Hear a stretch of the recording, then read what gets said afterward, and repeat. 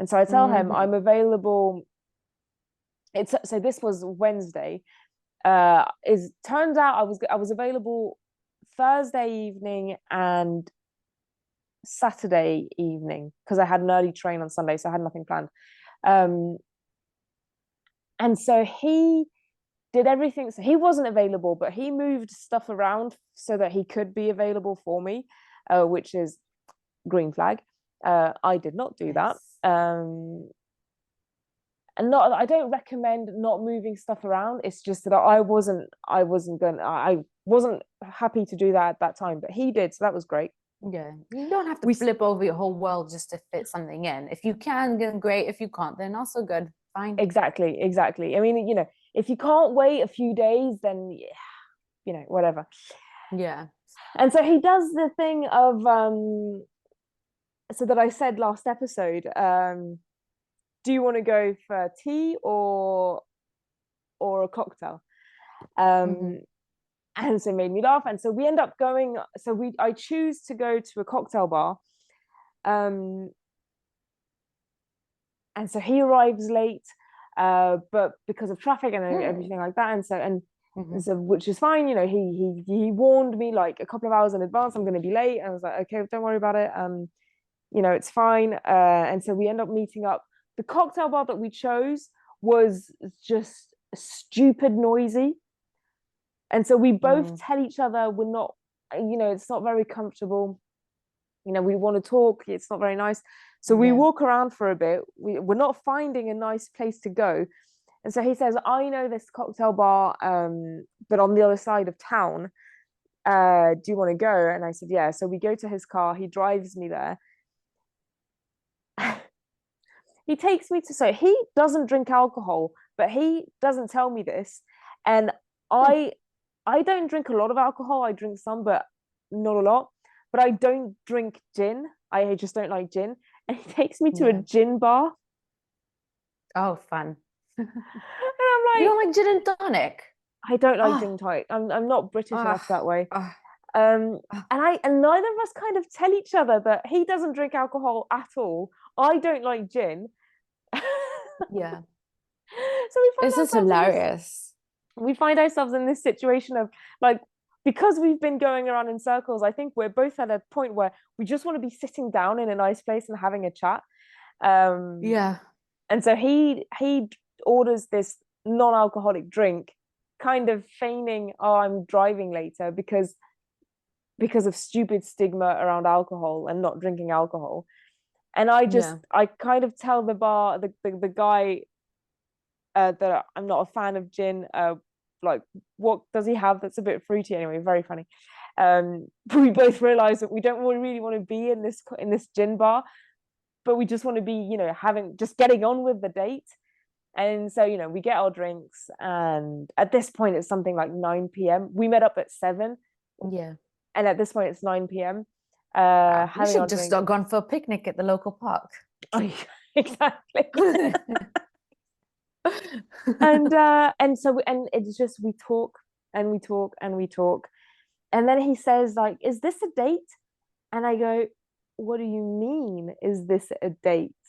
And he says, well, because you're a dating coach and I didn't really know if you're interested, and so that's why I didn't really ask if you wanted to go on a date. I just asked if you wanted to go hang out and blah blah blah.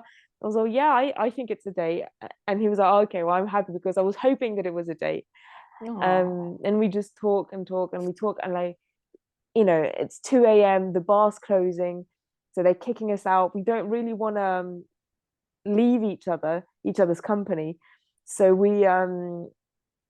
he drives me all the way up to this place, like just over the city, like this kind of hill that we could just see the city lights. It was really nice. Wow. And we talked until something like 4 a.m. Oh, wow. And at this point I'm just, I go to bed early. I like going to bed early. It was like 4 a.m. I was dying. And I tell him, listen, I'm really enjoying my time here, but I've got to go home. Like I've just realized that it was 4 a.m. and it hit me like like a ton of bricks. And they Yeah, said, you I suddenly the bubble bursts and you suddenly exactly, realize that, that I have to wake up in 3 hours, you know? yeah, plus nothing good ever happens after 2 a.m. or Yes. 1 a.m. even.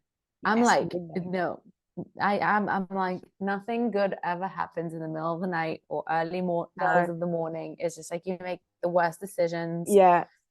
Yeah, yeah. I Unless agree. you're on a great date and conversation is flowing and you just can't, like a Yeah. magnet, you just can't, it's hard. And It's anyway, yeah, I agree. I mean, you wanna get your beauty sleep. So he drives me home and we have a kiss. He oh, he yeah, we talked about, kissing and things, and it just kind of built up to it. And so we had a nice kiss.